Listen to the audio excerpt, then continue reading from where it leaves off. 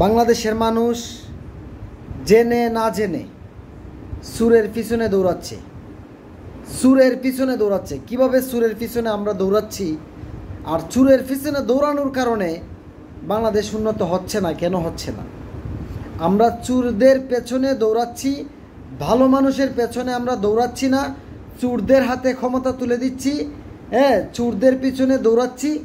এই জন্য আমাদের দেশ এখনও পর্যন্ত উন্নয়নশীল একটা রাষ্ট্রে পরিণত হতে পারে নাই। এখন কিভাবে আমরা চোরদের পেছনে দৌড়াচ্ছি?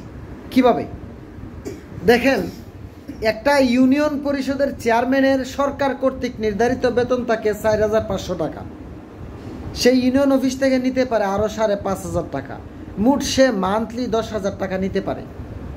এখন যদি কোনো কারণে সে ১০,০০০-এর বেশি টাকা চুরি করে নেয়, তাহলে তো সে সুর নাকি? সে যদি সঠিক চর্চা, সঠিক বিবেক বোধ চর্চা তার ভিতরে না থাকে, তে ১০,০০০-এর বাইরে আরও ১০ লাখ ১০ কোটি নিতে পারে। ১০,০০০-এর বাইরে যদি ১০ টাকা নেয় সে চুর। হতে পারে সে চেয়ারম্যান, সে তো একটা সুর, ঠিক না? হতে পারে সে উপজেলা চেয়ারম্যান, তারপরও তো সে একটা সুর। তার পরিচয় কি? প্রকাশ্যে হোক অপ্রকাশ্যে হোক, তার পরিচয় হচ্ছে কি? সে একটা সুর। হতে পারে সে মেম্বার অফ পার্লামেন্ট, এমপি, হতে পারে সে মন্ত্রী, বাট সে তো চুর। সে যদি সরকার কর্তৃক নির্ধারিত বেতনের বাইরে ৫ টাকা নেয়, তাহলে সে চুর। আচ্ছা, সে কি একা চুরি করে?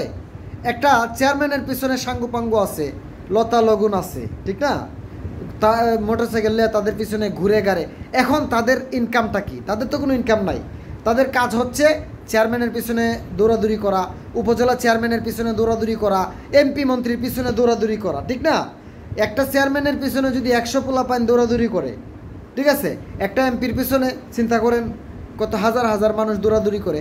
এখন এই এমপি তো কাজে না কাজেই চুরি করে তাদের কাছে দেয়, তাদেরকে কিছু দক্ষিণা দেয়, সেও চুরি করে, এবং তার পিছনে যারা দৌড়াদৌড়ি করে হেরেও এই সুরের টাকা কি দেয়? ভাগ দেয়। এখন কাজে না কাজে আমরা সবাই সুর। কিভাবে সুর? আমরা তো একটা সুরকে সহযোগিতা কইরা এমপি বানাই, মন্ত্রী বানাই, ঠিক না? আমরা যেহেতু সহযোগিতা কইরা এমপি বানাই, মন্ত্রী বানাই, ওই সুরে যদি নির্ধারিত বেতনের বাইরে ৫ টাকা নেই, সে তো সুর। আর আমরা যেহেতু তাকে সহযোগিতা করছি, আমরাও সুর। দেখেন, এখন কোটি কোটি টাকা এইভাবে একটা এমপির পিছনে যদি ৪,০০০-৫,০০০ পোলাপান ঘুরে, ৪,০০০-৫,০০০ নেতাকর্মী ঘুরে, ৪,০০০-৫,০০০ নেতাকর্মী রেখে তো একটা এমপি বেতন টেতন দেওয়া লাগে না, মানে দান দক্ষিণা দেওয়া লাগে না, সুরের টাকা দেওয়া লাগে না? দেশ কিভাবে উন্নয়ন করবে? উন্নয়ন করার তো সুযোগ নাই। চুরি করে হেরে দিব না সাধারণ মানুষের টাকা নিয়ে সাধারণ মানুষের পেছনে খরচা করব? কোনটা করবে? সাধারণ মানুষের পেছনে খরচা করবে না। কাজে না কাজেই স্বাধীনতার ৫৪ বছরে আমরা ৫৪ হাত, ৫৪ মিটার, ৫৪ গজ পর্যন্ত আমরা এগিয়ে যেতে পারি নাই। কি জন্য? আমরা চোরদের হাতে ক্ষমতা তুলে দিচ্ছি। এখন আমরা যদি ভালো মানুষের হাতে ক্ষমতা দেই, সে তো ১০,০০০ টাকার বেতনের বাইরে একটা চেয়ারম্যান নিবে না, যে সাঙ্গুপাঙ্গু কি চিনবেই না, ঠিক না? সে কি করবে? সে জনগণের টাকা জনকল্যাণে ব্যয় করবে। আর যদি বাংলাদেশের ৩০০ জন এমপি, উপজেলা চেয়ারম্যান, মন্ত্রী, তারপরে হচ্ছে চেয়ারম্যান, তারা যদি জনগণের টাকা জনগণের পেছনে সঠিক ব্যয় করে, তাহলে ৫ বছরে এই বাংলাদেশ মালয়েশিয়াতে পরিণত হয়ে যাবে। মালয়েশিয়ার মতন উন্নয়নশীল একটা রাষ্ট্রে কি হবে? পরিণত হবে।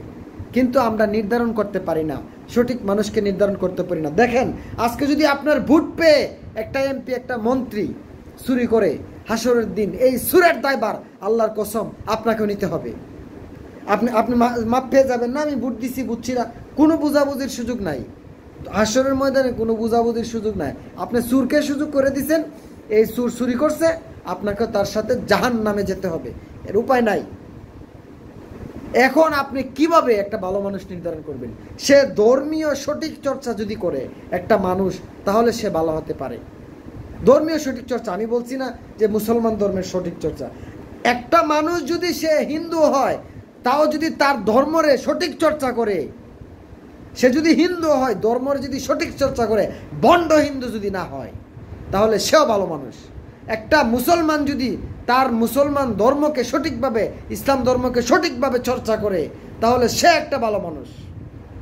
প্রত্যেকটা ধর্মের সঠিক চর্চা যদি কেউ করে, ধর্মীয় চর্চা, ওই ধরনের মানুষদেরকে সিলেক্ট করেন, ওই ধরনের মানুষদেরকে সিলেক্ট করে ক্ষমতায় বসিয়ে দেন, দেশ 5 বছর পরে মালয়েশিয়া হয়ে যাবে।